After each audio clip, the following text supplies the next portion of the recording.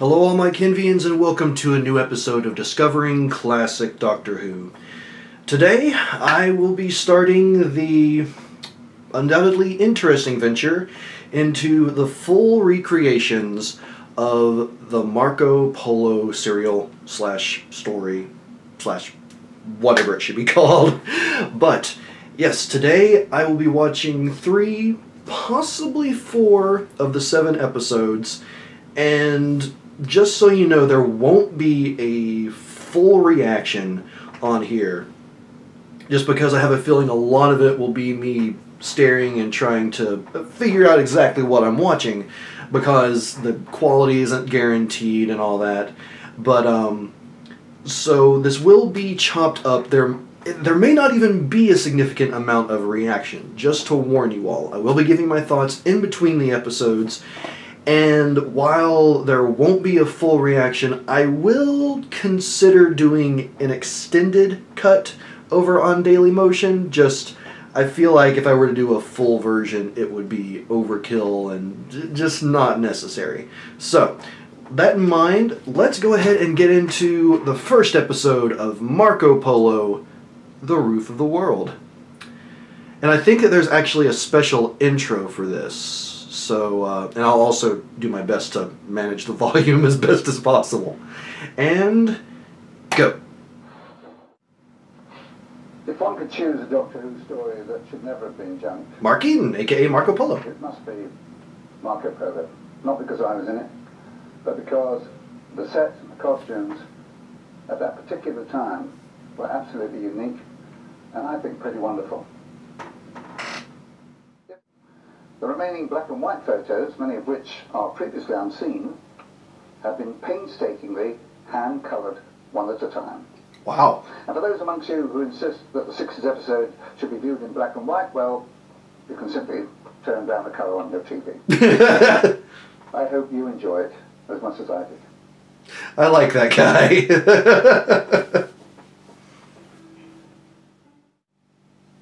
The Plain of Panier. The roof of the world. The roof of the world. Cue the intro. There we go. So, while the intro is playing here, wow, that is a very powerful pink. I'm curious, I mean, since they used, actually him instead of any of the Telesnaps, was that like completely new for the purposes of this recreation or this reconstruction? Well, that means there's shelter nearby. Should have expected the scream. Quick, Patrick, time is up. Who is he, Barbara? I was asking myself the same question.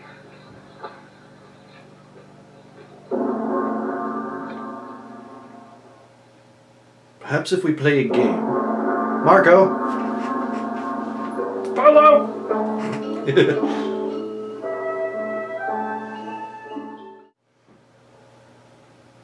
How long have you been travelling? It is 1289, and this is the plain of Pamir, known to those who travel to Cathay as the roof of the world. The roof of the world? The roof of the world. 1289. The roof of the world. The roof of... Sorry.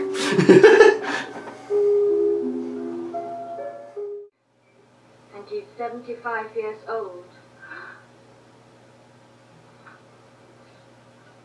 Oh, heavens. You should have let me kill them. Clearly. Why? Because there are many men who are jealous of the Polo influence at court, and the Khan suffers from an affliction for which there is no cure. What's that?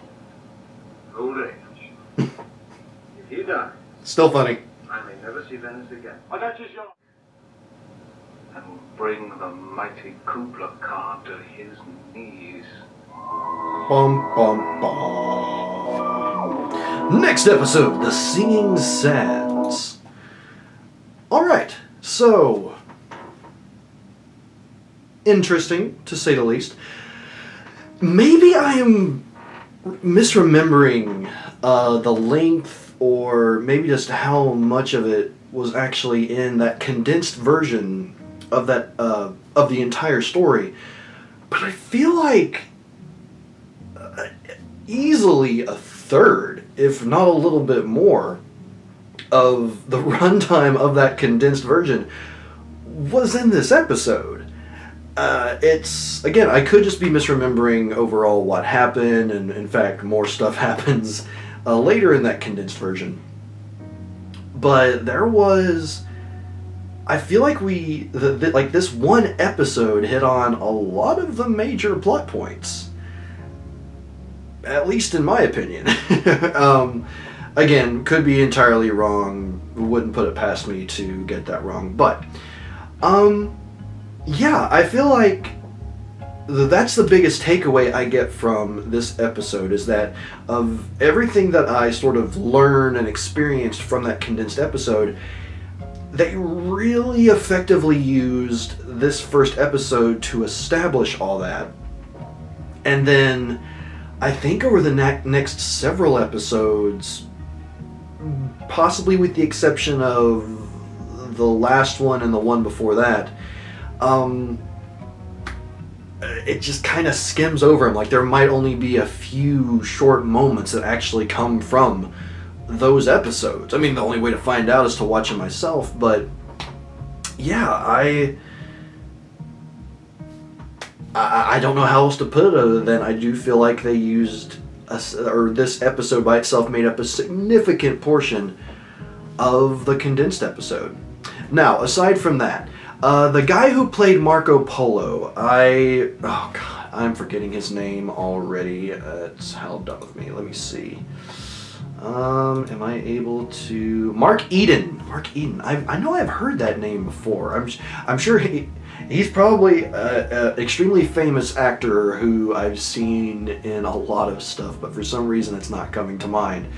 But I really like the intro that they did here with... I mean, I don't know when they actually filmed that, but the fact that they had the intro with him talking about the episode itself, why he thinks it's one of the best episodes to come out of the classic era, but then also that additional segment of introduction to the episode, which I think I can only assume is an intro especially made for these reconstructions, because I feel like had that been a part of the original production, it would have been in there a bit more, or rather it would have actually been in there in the condensed version. I could be wrong, but, and correct me if I'm wrong, but I think that that was just a specially done introduction for these recreations and reconstructions, whatever would be preferred. And yeah, I really like that they did that. It was definitely in stark contrast, given that it was actual full motion and, you know, a person actually acting and talking on screen, as opposed to the screenshots, which, I'm not gonna lie, 6 more episodes of only screenshots is going to be hard. Hence why I'm not going to be doing full reactions for these videos. But yeah, it's, I'm looking forward to trying more of it. Hopefully it picks up a bit. Especially during those segments where it feels like a lot was perhaps left out when it came to the condensed version. But, hey, let's go ahead and get ready to watch part 2, which is 500 Eyes. But at the end of the last one it said the Singing Sands was next. It's going to be really weird if they got these out of order. Hopefully that's not the case. Because, yeah, I'm just going by the numbers that were given to me from the website I found. So hopefully Hopefully this is correct, and 500 eyes is actually the next segment. Otherwise, this reaction will be all the more entertaining for how confused I am. Okay, quick cut back. I ended up cutting just for a little bit to check and make sure, and yeah, in fact, for some reason they have the episodes out of order. So I'm actually watching the third episode, well, the actual second episode, The Singing Sands, and then after that will be 500 Eyes. I think? I don't know. I'll just have to rely on whatever they say at the end of the video. But yeah, so I'm going to fast forward this just past the intro, just because, you know, just to skip the intro. But let's continue with The Singing Sands. According to this, episode 3, but in actuality, episode 2 of Marco Polo. And go. To make matters worse, the old doctor continually shows his disapproval of my action by being both difficult and bad-tempered. Well, yeah. For 3 days now, during which time we have covered no more than 30 miles, I have had to endure his insults. Kinda deserve it, dude. And each commander determined to be the one who cries, Shamat. Shamat? Checkmate? Oh. It means the king is dead. Foreshadowing! We'll get the TARDIS back, Susan. Get caught and into we'll never find our way. Peter, come on! Here, we must do it here. No! Do something.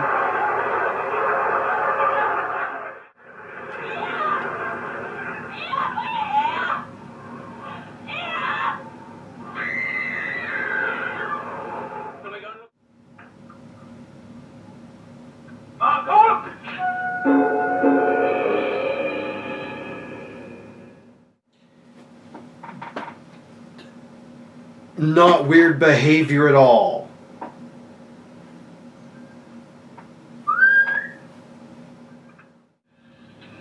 None of us are in without water. Our fate rests with Tagana. They're all dead. Here's water, Marco Polo! Come for it!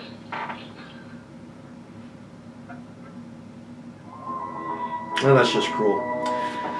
Okay, so up next, Cave of 500 Eyes. And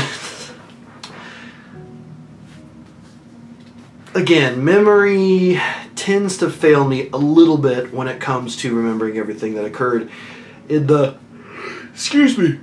in the condensed episode. However, yeah, I feel like as far as this episode goes, they used nothing at all until well after the sandstorm, like basically right about the time that Tagana goes in and cuts all the water gourds, or whatever they were. Which, again, you know, I get it. I get why they had to condense it and they had to trim stuff out. But this is an example of why I'm glad I'm watching this full reconstruction, because I get to see, well, to a degree, more of what happened. The problem was the sound of the sandstorm made it so that I couldn't hear anything anyone was saying, basically. Like, I could hear yells, I could hear that people were upset, but for the most part, that sound was so overwhelming. It was just absolutely ridiculous.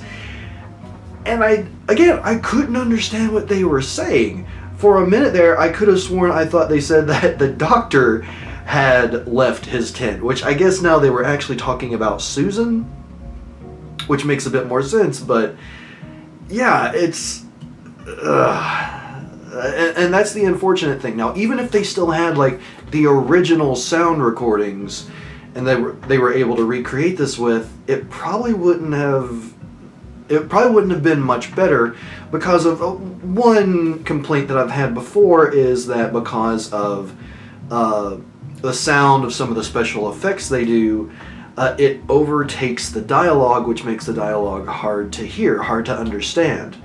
Which, again, because of the fact that they have limited takes with these back in the day, and because of their budget, that's an understandable issue. And that's one that I'm definitely doing my best to overlook. It's just, in this particular situation, I mean, to a degree, and of course also because it stills, and I didn't know what Susan and Ping-Cho were actually doing other than seemingly just standing in the desert screaming. It's an example of why I wish so badly that those recordings still existed, or the fact that, or simply that a recording existed somewhere that someone was able to bring forth that could be made into another recreation. I apologize, it's very late at night. But I am going to be making it through one more episode before finishing this up. So yeah, The Singing Sands, interesting episode. Again, wasn't really familiar with any of it until the end there, but now that that is over, it is time for the Cave of 500 Eyes, or just 500 Eyes as it is referred to on this particular video. So, let's get right into it with Marco Polo, Cave of the 500 Eyes, and let's see what all else they left out of the condensed reconstruction. And go.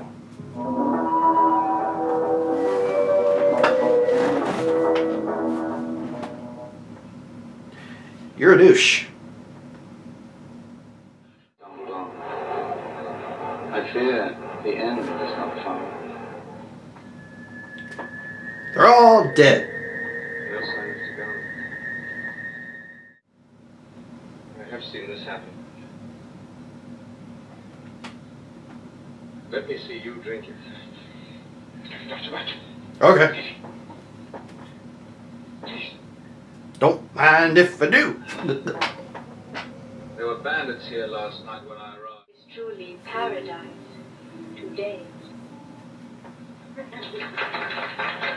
Definitely the extended version of that story. And may I just say that Susan looks amazing in that dress. Holy crap. Like, some of the stills, holy crap, she is gorgeous looking. Susan, do you know that we live near here? In the Cave of 500 Eyes. Oh, so we're actually going to have a, okay, side plot.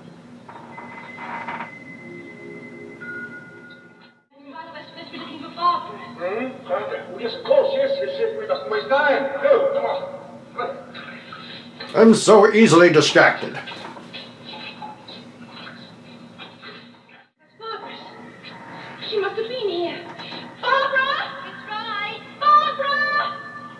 It's right. Barbara! Yes, yell loudly. Well, she's been captured and you have no weapons.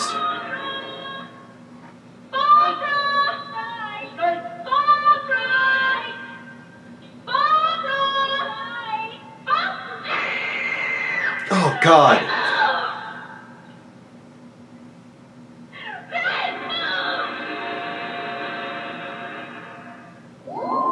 I'm not even sure what happened at the end there. It just, literally, I have no freaking clue what actually happened there at the end. I heard a blood-curdling scream. Obviously, Barbara's not dead, so I don't know if it was Barbara screaming to try and alarm them. I don't know if it was Susan screaming because that's what she does. I just don't know. Oh my god. But yeah, the whole cave thing, with the Cave of the 500 Eyes, that's an aspect that was completely left out of the condensed episode. Now, there was the story of Aladdin, or I thought it was Aladdin, but I guess it's Aladdin, from the condensed episode, which was also a very condensed version of that story. But I do find it interesting that in the actual full episode, that story actually served a purpose. Like, I thought it was just sort of, storytelling, just for fun in the condensed version. But no, there was an actual purpose to it in this story, and I appreciate that. I really like the way they went about that. Now, since this is the end of this first recording segment, I do want to talk about, I guess, some of the things that I thought was going on, but wasn't really. I don't know, I guess when I watched the condensed version, one of the things that really did confuse me was the fact that Tagana, he had that vial of poison, but it was never used. Like, it seemed like a big important plot point, but it was never used, and we never find out why. At least in this episode, it's kind of revealed. It's like, I admittedly am confused as to why the poison wasn't used still a little while back, but it makes sense why he wasn't able to meet up with the other person. That was because of the sandstorm. But yeah, that's actually one thing that maybe I'm just really confused as to what was going on. Maybe in talking over the episode, which I know I have a tendency to do, I missed something, especially with the fact that there's no subtitles on these. But why didn't he use the poison? What prevented him from actually using the poison?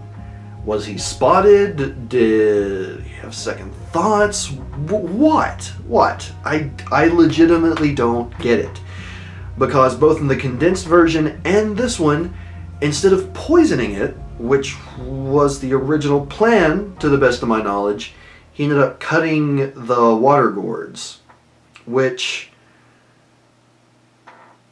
again, I don't know what his plan was there either, because, like, Tagana's plan just doesn't make any sense if he's actually planning on meeting anyone. Because I know he's basically in it for himself, but he's a leader of some of the Mongols, is he not? Or is he completely by himself? Maybe that's something that I've misunderstood, because I thought that Tagana was the leader of some of those Mongols. Especially since they were with him in the first episode. So maybe that's just me getting my wires crossed or whatever, but I find it strange that he would take steps to potentially kill his own people. But I just don't know. That's very strange to me.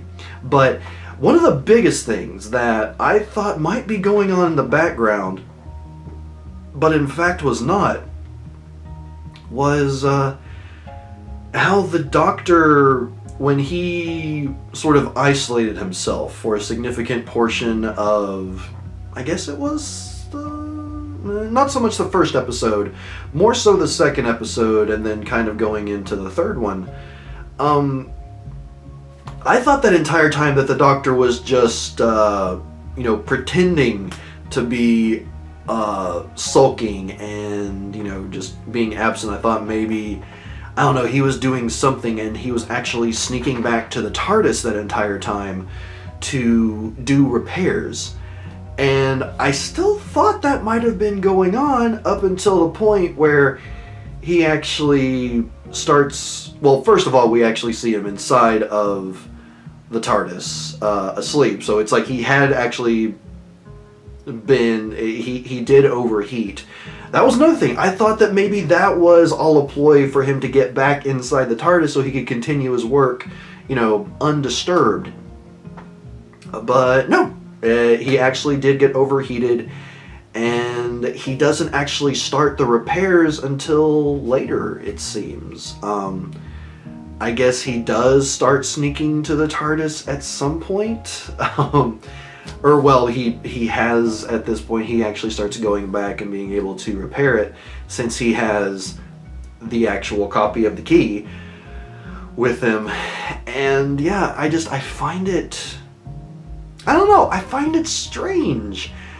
And again, this isn't the Doctor that I'm used to. This is the original Doctor. This is the Doctor who is an old man, and he hasn't come into that super mischievous, actually smarter than everyone else in the room phase. Like, he is very intelligent. He is a superior being. But at this point in the show, it's clear that he's more talk than show in many situations. He can, given the opportunity, clearly be very smart and pull off some amazing things. However, for the most part, he's just very cranky and crotchety, which does not work well for him in most of these situations. So yeah, I don't know. I actually am kind of disappointed by the fact that my personal assumption there ended up being wrong. I had hoped, again, that he had actually been being kind of clever and sneaking back to the TARDIS when everyone thought he was asleep or just isolating himself.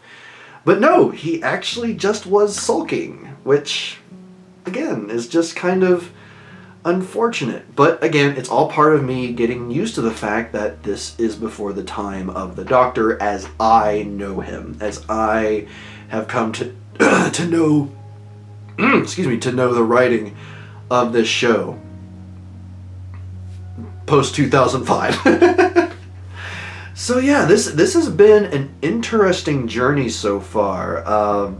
In the next video, I will do a recording of the final 4 episodes, and of course give my thoughts on those afterward. Well, after each episode, and then, you know, I'm gonna actually try and do that tomorrow. Again, since it's so late right now, otherwise I would do the rest of it tonight.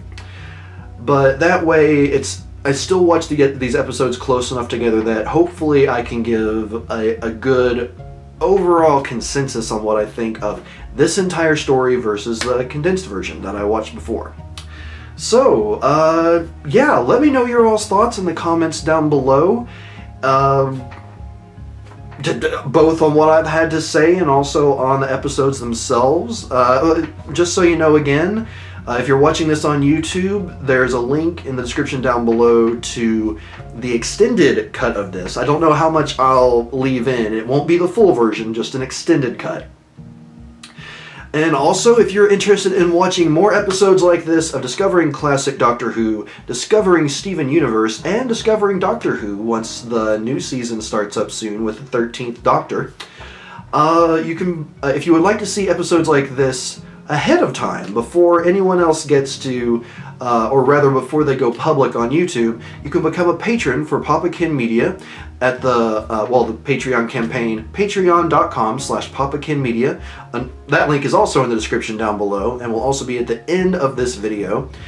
And yeah, if you're interested at all, for as little as $1 a month, you can become a patron and get access to these episodes anywhere from a day to possibly a week or more ahead of time. So, yeah, that's out there. If you don't want to, though, do not worry. I appreciate every single one of you that come to watch these videos, and I appreciate hearing your thoughts. You do not have to become a patron to be supporting this channel, just simply watching these videos. Liking if you like them and commenting is more than enough. So thank you all from the bottom of my heart. And until next time, for part 2 of Marco Polo, the full recreations, I'm Papa Ken, and I will see you in the next episode.